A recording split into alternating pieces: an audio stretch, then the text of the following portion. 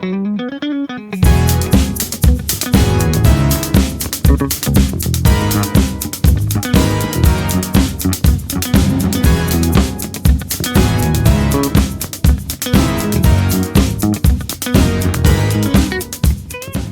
my sme teraz na DODčku, na gymnáziu Dominika Tatárko v Považskej Bystrici.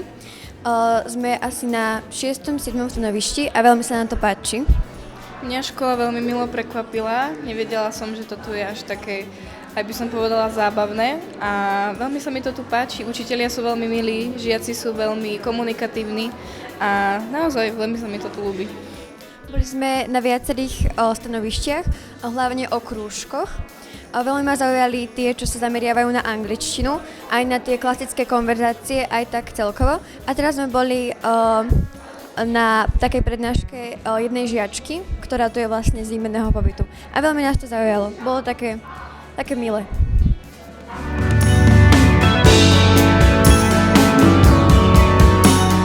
Tak najviac ma na tejto škole zaujal školský parlament a španielský jazyk.